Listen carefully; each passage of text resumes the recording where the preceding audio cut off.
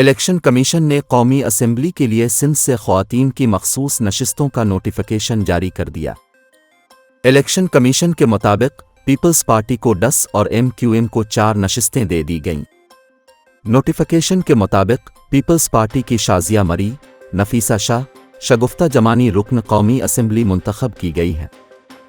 इसके अलावा peoples party की शाहिदा रहमानी, शहला रज़ा, महताब राशिदी, मसरत मायुसर, महरीन भुट्टो, शाजिया सोबिया और नाज बलोच भी कौमी असेंबली की रुकन मुंतखब हो गई है। इधर MQM की आसिया इसहाक, निघत शकील, सबीन गौरी और रना अंसार रुकन कौमी असेंबली मुंतखब हुई हैं।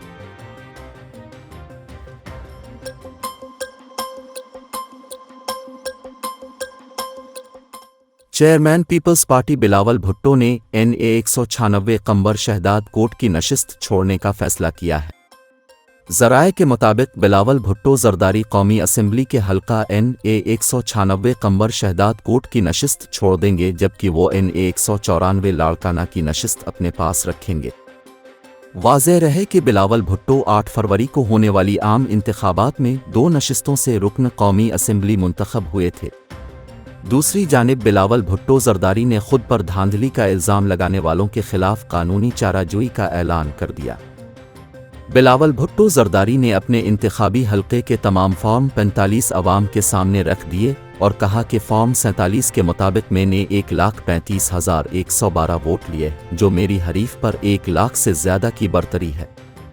उन्होंने कहा कि NA 194 से एक फराडिये ने लाड़काना में मेरी कामयाबी को धांधली से ताबीर करने का दावा किया है।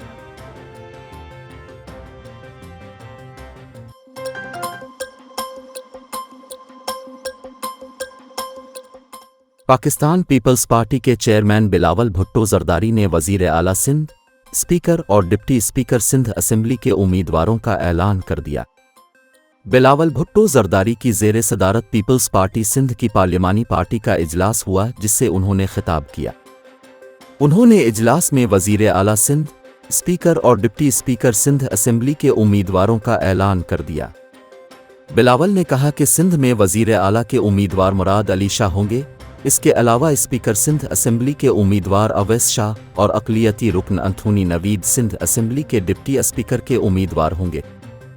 ख्याल रहे कि सिंध असेंबली में पीपल्स पार्टी को अक्सरियत हासिल है और यहां बगैर किसी इत्तेहाद के बासानी हुकूमत बनाई जाएगी।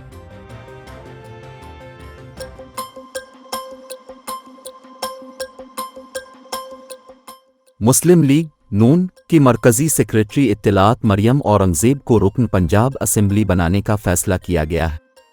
मरियम औरंगज़ेब को रुकन पंजाब असेंबली बनाने का फैसला पार्टी कायद नवाज शरीफ और पार्टी सदर शहबाज शरीफ ने मशावरत से किया है।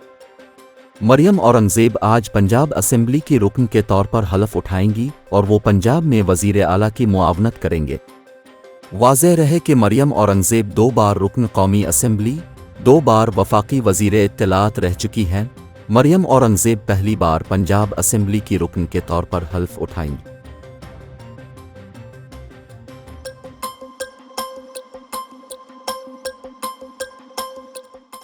अमरीका की रियासत न्यूयॉर्क में मुस्लिम कम्युनिटी को हरासा करने का वाक़या पेश आया, जहां इश्तियाल अंगेज़ी के लिए मस्जिद में दाखिल होने वाले शख्स को गिरफ्तार न किए जाने पर मुस्लिम कम्युनिटी तशवीश का शिकार है। अमरीकी मीडिया रिपोर्ट्स के मुताबिक न्यूयॉर्क के इलाके मिलविल के इस्लामी मरकज़ में एक शख्स दाखिल हुआ। हमास की क़ैद में मौजूद यरगमालियों की रिहाई का मुतालबा किया। मस्जिद में मौजूद अफराद ने बार बार कहा कि बाहर जाओ, मगर मुश्तइल शख्स ने एक ना सुनी। रिपोर्ट्स के मुताबिक पुलिस आई, इश्तियाल अंगेज़ी करने वाले शख्स से बातचीत की, मगर उसे घर जाने दिया। सिफिक काउंटी पुलिस का कहना है कि यह मजहबी मुनाफरत का वाक़या नहीं, जबकि मुसलमानों का कहना है कि यही वाक़या किसी और इबादतगाह में होता तो अहलकारों का रद्द अमल मुख्तलिफ होता।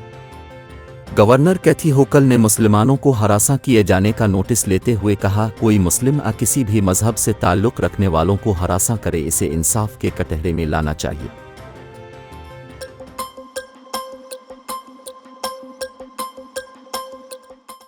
पाकिस्तान और न्यूजीलैंड के दरमियान 5 T20 मैचों की सीरीज़ की तारीख सामने आ गई।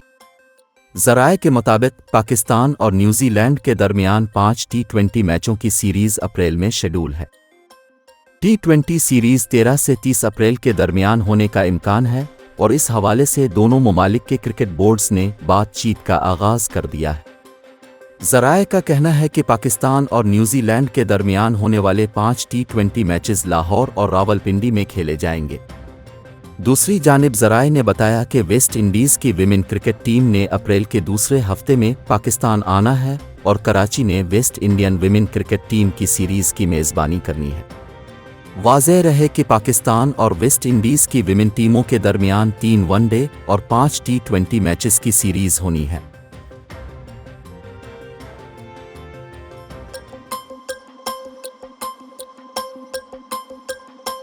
भारतीय अदाकार सोनू सूद इस्तांबुल में पाकिस्तानी मद्दाह के साथ मुलाकात का खूबसूरत लम्हा शेयर कर दिया। अदाकार ने अपने इंस्टाग्राम पर एक पाकिस्तानी मद्दाह के साथ तस्वीर शेयर की, जिसकी तफसीलात में उन्होंने बताया कि मुझे मद्दाह का नाम याद नहीं रहा, लेकिन इस पाकिस्तानी मद्दाह ने उन्हें देखते ही गिले लगाया और ज़बरदस्ती 20 पाउंड का एक नोट उन्हें थमा दिया और कहा कि मेरे बेटे, तुम गरीबों के लिए बहुत शानदार काम कर रहे हो, ये मेरी तरफ से एक छोटा सा ताउन है। सोनू सूद ने बताया कि वो इस पाकिस्तानी मद्दाह से मिलकर बहुत खुश और मुतासिर हुए और उनके नज़दीक ये 20 पाउंड लाखों डॉलरों से ज़्यादा अहमियत के हामिल है। वाज़ेह रहे कि सोनू सूद ने कोरोना वबा के दौरान मुंबई में अपना होटल मेडिकल प्रोफेशनल्स के हवाले कर दिया था और वो अब भी फलाही कामों में भी बढ़ चढ़ कर हिस्सा लेते हैं।